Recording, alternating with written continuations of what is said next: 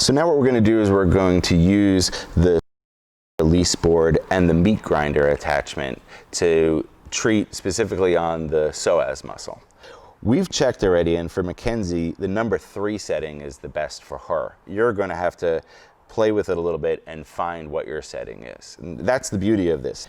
And so by moving from side to side a little bit, you can take advantage of the angles of the meat grinder. This is a huge advantage, in my opinion, that you get the angle and you're able to get around the soft tissue as deep as possible. Remember, the psoas is essentially a back muscle, but we really can't get to it through the back because we'd have to go through the quadratus lumborum muscle.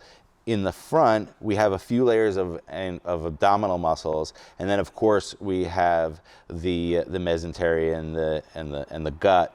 But that will move, and we'll get pressure directly onto the psoas. Once you start to feel that muscle releasing a little bit and loosening up a little bit, then we're going to begin to extend the hip.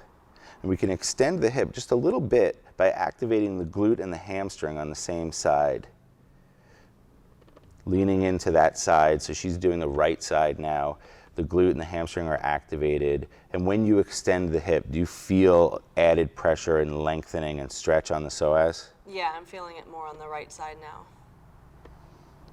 That's great. And then we can do the same thing on the other side, where we're just going to lean a little bit onto the left-hand side.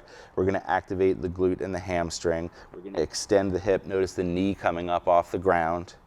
And now we're targeting the left psoas muscle.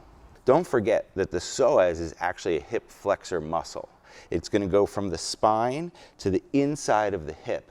And when you extend the hip, you're going to pull on the psoas a little bit, and that is going to make it even more effective.